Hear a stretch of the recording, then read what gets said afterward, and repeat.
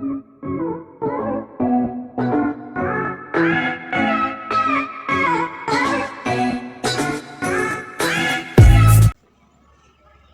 Friends, इस video में हम स्टार्ट करने जा रहे हैं the non cooperation movement in tribal community. Okay, so इस वीडियो में हम देखेंगे कि किस तरह से ट्राइबल कम्युनिटी के लोगों ने नॉन कॉपरेशन में पार्टिसिपेट किया। सो आइए स्टार्ट करते हैं। Tribal peasants interpreted the message of Mahatma Gandhi and the idea of Swaraj in yet another way.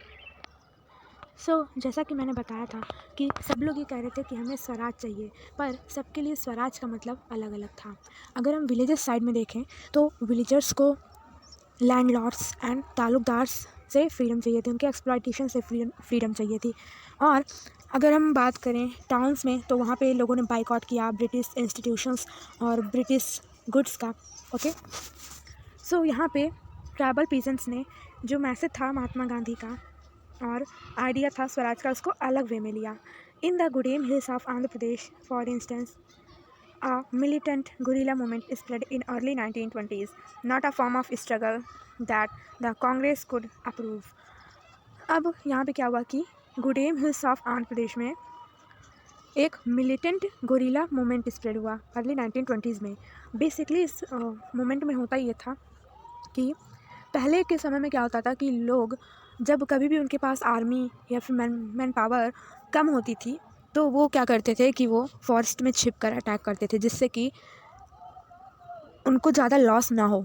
And अगर उनका जो एनिमी होता था ज़्यादा पावरफुल होता था तो ऐसे केसेस में वो ऐसा करते थे। तो ट्राइबल कम्युनिटी के लोग भी ऐसा कुछ करते थे, वो फॉरेस्ट में छिपे रहते थे। एंड अगर ब्रिटिशर्स उनको उनके ही फॉरेस्ट से निकालने आते थे तो वो उन पर अटैक करते थे। अब वो उन्हें वैसे ही नहीं अटैक करते थे, इसलिए अटैक करते थे बिकॉज ब्रिटिशर्स चाहते थे कि वो फॉरेस्ट छोड़ दें एंड फॉरेस्ट की जितने भी रिसोर्सेज हैं उसको यूज़ ना करें। बेसिकली इस वजह से ट्राइबल कम्युनिटी के लोग गुस्सा होते थे एंड वो अटैक करते थे ब्रिटिशर्स पे। तो ये जो मूवमेंट था इसमें हुआ ये था कि एक तो बात ये है कि ट्राइबल कम्युनिटी के लोगों को अपने मतलब फॉरेस्ट में रहते थे, वो उनका लिवलीहुड वहाँ से चलता था, तो उन्हें फॉरेस्ट के बारे में ज़्यादा नॉलेज थी कि कहाँ पे हम छुप सकते हैं, कहाँ पे कौन सा एरिया हमारे लिए सेफ़ है, कौन सा नहीं सेफ़ है। तो वो सब कुछ वो जानते थे। एंड जब ब्रिटिशर्स आते थे तो ऐसा नहीं है कि वो छुप के अटैक करते थे, बट सामने आते थे तो उसके बाद अटैक करते थे। जिससे क्या होता था कि ब्रिटिशर्स के पास बहुत ज़्यादा पावर भी थी, गन्स थे एंड आर्म वो रखते थे। ऐसा कुछ ट्राइबल कम्युनिटी के लोगों के पास नहीं थी, तो अपने आप को बचाने के लिए वो ऐसा मेथड यूज़ किया करते थे। Here as in other forest area the colonial government had closed large forest area. मतलब ब्रिटिशर्स ने लार्ज एरिया में फॉरेस्ट को बंद कर दिया, preventing people from entering the forest to graze their cattle or to collect fuel wood and fruits. This enraged the hill people. अब इन्होंने ऐसा इसलिए किया था ताकि जो ट्राइबल कम्युनिटी के लोग थे वो इंटर ना कर सके फॉरेस्ट में और अपने कैटल्स को ग्रेज ना करवा सके। मतलब कि बहुत सारे ऐसे ट्राइबल पीपल होते थे जो अपने एनिमल्स को ले जाते थे और ग्रेजिंग के लिए, बट वहाँ पे वो अब नहीं जा सकते थे। और to collect fuel wood and fruits, और वो नहीं चाहते थे कि किसी भी तरह का ये फॉरेस्ट का रिसोर्स यूज़ करे, तो उन्होंने लार्ज एरिया में फॉरेस्ट बंद करवा दिए। This injuries the hill people. अब इससे बहुत ज़्यादा उनको इफेक्ट पड़ा हिल पीपल्स पे, जो हिल पे रहते थे ट्राइबल कम्युनिटी के लोग, उनको। Not only were their livelihood affected but they felt that their traditional rights were being denied. अब केवल उनका लिवलीहुड नहीं, यानी कि उनके केवल जीवने ही नहीं बल्कि उनके अधिकार भी छीने गए, क्योंकि जो ट्राइबल कम्युनिटी के लोग थे वो फॉरेस्ट पे डिपेंडेंट थे अपने फूड के लिए या फिर और भी कोई बेसिक नीड होती थी उसके लिए। और एक तरह से उनका ये ट्रेडिशनल राइट था जो कि बहुत समय से चला आ रहा था। Okay, when the government began forcing them to contribute bigger for road building, the hill people revolted. अब देखिए यहाँ पे क्या हुआ कि अगर ट्राइबल कम्युनिटी के लोगों के पास खाने के लिए नहीं रहेगा कुछ, तो वो उनको वर्क करना पड़ेगा अपने लिवलीहुड को अर्न करने के लिए। ऐसा था कि वहाँ पे कि ब्रिटिशर्स ने उनको ऑफ़र किया कि आप बेकार करिए, मतलब जैसे कि रोड बिल्डिंग हो गया या फिर कोई और एक्ट हो गया जिसमें ब्रिटिशर्स उनको विदाउट एनी पेमेंट वर्क करवाते।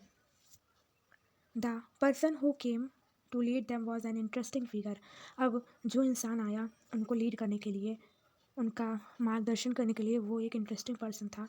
Alluri Sitaram Raju claimed that he had a variety of special powers. He could make correct astrological predictions and heal people, and he could survive even bullet shots. अब उसने अपने बारे में बहुत ज़्यादा प्रिडिक्शंस की मतलब अपने बारे में बताया कि मेरे पास बहुत स्पेशल पावर हैं, और उन्होंने बताया कि मैं फ्यूचर के मतलब जो होने वाला है फ्यूचर में वो पहले ही प्रिडिक्ट करके बता सकता हूँ, और वो अगर उनको गोली लग जाती थी तो भी वो सर्वाइव कर जाते थे. ऐसे उनमें स्पेशल पावर थी, वो लोगों के दुख को कम कर सकते थे. Captivated by Raju, the rebel proclaimed that he was an incarnation of God. अब क्या हुआ कि लोगों ने ये समझा कि वो भगवान का अवतार है. Raju talked of the greatness of Mahatma Gandhi and he said he was inspired by non cooperation movement. मतलब कि वो अलूरी सीताराम राजू बहुत ज़्यादा इंस्पायर थे महात्मा गांधी और उनके मूवमेंट से, नॉन कॉपरेशन मूवमेंट से. And persuaded people to wear khadi and give up drinking. और उन्होंने लोगों को ये सजेस्ट किया कि आप खादी के कपड़े को यूज़ करिए एंड अल्कोहल ड्रिंकिंग मत करिए because it is harmful for your health. But at the same time, he asserted that India could be liberated only by use of force, not non-violence.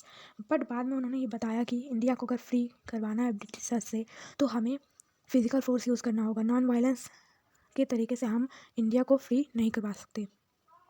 The Gudem rebels attacked police stations, attempted to kill British officials and carried on guerrilla warfare for achieving Swaraj. अब जो Gudem rebels थे, क्रांतिकारी थे, उन्होंने police station पे attack किया और बहुत सारे ब्रिटिश ऑफिसर्स की भी डेथ हो गई. उसमें अपने स्वराज को अचीव करने के लिए उन्होंने ऐसा किया. Raju was captured and executed in 1924 and over time he became a folk hero. अब क्या हुआ कि अलूरी सीताराम राजू को पकड़ लिया गया और उनको हैंग कर दिया गया, मतलब फांसी दे दी गई. 1924 में उनकी डेथ हो गई. And over time became a folk hero. और वो सबके लिए, उन ट्राइबल कम्युनिटी के लोगों के लिए वो एक हीरो बन गए. तो ये थी non cooperation movement in country side, and किस तरह से लोगों ने इसमें पार्टिसिपेट किया वो हमने देखा. एंड नेक्स्ट वीडियो में हम डिस्कस करेंगे स्वराज इन द प्लांटेशन. सो तब तक के लिए थैंक यू सो मच.